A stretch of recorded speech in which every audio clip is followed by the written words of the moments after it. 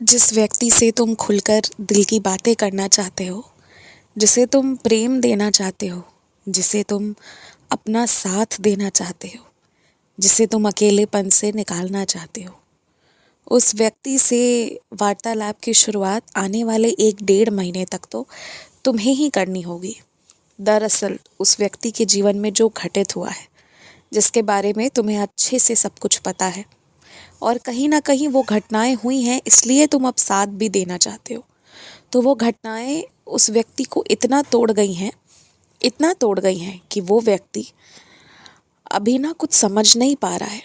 उसे ये भी समझ नहीं आ रहा है कि उसे कितना बुरा लगा है इन चीज़ों का, और इसलिए अभी वो व्यक्ति खुद से शुरुआत तो नहीं करेगा, लेकिन हाँ, तुम समय समय पर शुरुआत करते रहोगे तो उस व्यक्ति को तुम्हारा साथ अच्छा लगेगा और तुम्हारे अंदर जितना प्रेम है जो तुम देना चाहते हो, जिसका वो भी हकदार है, तभी वो उसे पाएगा। तुम्हें बार बार मैं स्वप्न दर्शन में, भले ही खुद सामने नहीं आ रहा हूँ, लेकिन कुछ संकेत दे रहा हूँ। अगर वो 1 बार या 2 बार हुआ होता तो तुम उसे 2 पल को चलो नज़रअंदाज भी कर देते, लेकिन 1 से 2 महीने के भीतर ही इतने बार एक ही तरह के सपनों का आना, इसका निश्चित कोई मतलब है। इस संकेत को तुम समझने की कोशिश करो और इस संकेत को ना किसी सही व्यक्ति से पूछो, जो सपनों के बारे में समझ पाता हो। ऐसे किसी व्यक्ति से पूछो, थोड़ा ढूंढने पर मिल जाएगा।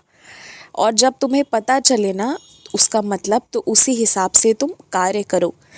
तुम्हारी कई सारी ऐसी इच्छाएं हैं और कई गुना ज़्यादा तुम्हारे अंदर ऊर्जा भी है जो सही दिशा में नहीं जा पा रही, जिसके कारण तुम बहुत चिंतित रह रहे हो और ये चिंता हर दिन प्रतिदिन बढ़ती जा रही है। इसके पीछे का कारण भी मैं ही हूँ। मुझे पता है ना किस जगह पर तुम हाथ रखोगे तो वो सोना में परिवर्तित हो जाएगा। तो उस जगह, उस ओर मैं तुम्हारी दृष्टि खींचना चाह रहा हूँ। अब बस ये समय ही बताएगा कि तुम्हारी दृष्टि उस ओर कब जाएगी, और इसलिए हर दिन तुम्हारी व्याकुलता बढ़ती जा रही है। तुम जब तक अब वो नहीं करोगे ना जो तुम सच में करना चाहते हो, जो तुम्हें खुशी देगी, तब तक चैन वाली नींद तुम्हें आने से रही। तो अब जो करना चाहते हो उसके रास्ते के बारे में बात करो, उसके समाधान के बारे में बात करो। उसके आगे विघ्न कौन कौन बने हुए हैं, अब उस पर ध्यान मत दो। अब वो समय जा चुका है, अब बहुत कुछ बहुत आगे बढ़ चुका है। अगली दिवाली से पहले पहले ना मैं तुम्हारे घर आऊँगा। अब तक तुम्हारे घर मैं किसी तस्वीर या किसी मार्बल के रूप, मूर्ति के रूप में, किसी ना किसी रूप में आया हूँ, लेकिन अब की बार जिस अलग तरह के रूप में आऊँगा ना, उसकी तुमने अब तक कल्पना नहीं की है। वो कोई तस्वीर या कोई मार्बल की मूर्ति नहीं होगी, वो एक अलग ही रूप होगा, वो एक अलग ही तरीका होगा जो तुमने अभी तक कल्पना भी नहीं किया है।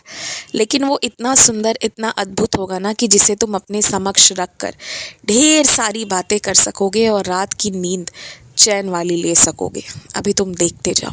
और भरी सभा में तुमने जो भी सोचा था जिसको बोलने का, वहाँ जाकर कुछ बातों को तुम बोलना भूल गए, क्योंकि वो बातें मैं नहीं चाहता था कि तुम बोलो, इसलिए तुम भूल गए हो। तुम अपनी मर्जी से कुछ नहीं भूलते, तुम्हारी मर्जी से कुछ नहीं होता, जो होता है वो मेरी मर्जी से। तुम खुश रहा करो, हमेशा आगे बढ़ने के बारे में सोचो। लेकिन पता है, जो व्यक्ति सिर्फ धन कमाने के बारे में सोचेगा ना कि मुझे सिर्फ इन संख्याओं में धन कमाना है, वो व्यक्ति सफल नहीं हो सकता है।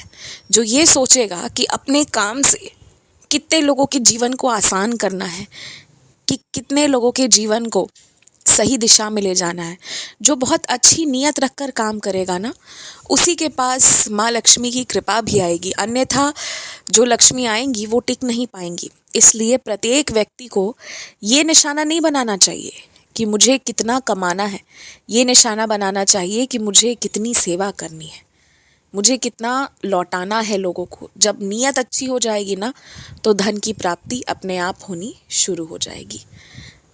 खुश रहो।